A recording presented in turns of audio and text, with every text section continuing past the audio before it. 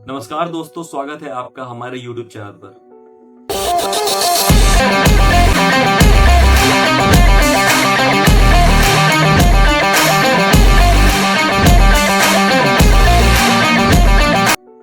साल 2012 गुजरात विधानसभा चुनाव, जिसमें एक शख्स ने भारतीय राजनीति में तूफान मचा दिया। जी हाँ, मैं बात कर रहा हूं जिसे आज पूरा देश पीके के नाम से जानता है, यानी प्रशांत किशोर, जो चुनाव को खेल समझता है और जीत के लिए रणनीतियां बनाता है। लेकिन प्रशांत किशोर की कहानी सिर्फ जीत तक सीमित नहीं, वो संघर्ष, सोच, बदलाव और राजनीति के नए आयाम गढ़ने की कहानी है। क्या आप जानना चाहते हैं यह शख्स कैसे बना भारतीय राजनीति का मास्टर स्ट्रेटेजिस्ट? प्रशांत किशोर का जन्म 1977 में रोहतास के एक छोटे से कन्हर गांव में हुआ था।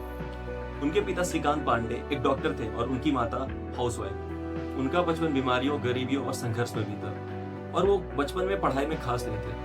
क्या यही सोचने का वक्त था कि वो कुछ बड़ा कर सकते हैं? क्या सिर्फ अच्छे नंबर लाना ही सफलता की गारंटी है?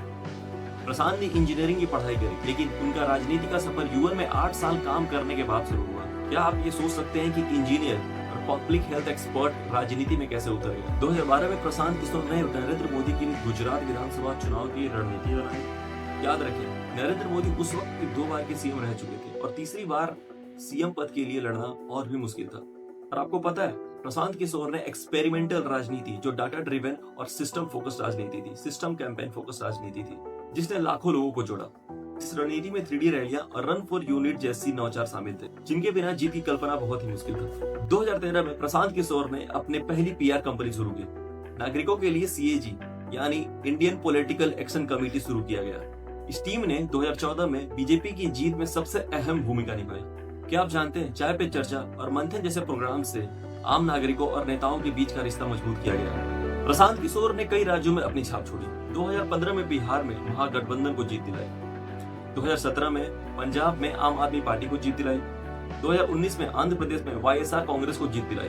2020 में फिर से आम आदमी पार्टी को दिल्ली में जीत दिलाई। 2021 में बंगाल और तमिलनाडु में TMCP और DMK को जीत दिलाया। लेकिन हर कहानी में एक संघर्ष भी होता है। 2017 में उत्तर प्रदेश में कांग्रेस के साथ ये रणनीति असफल भी रही।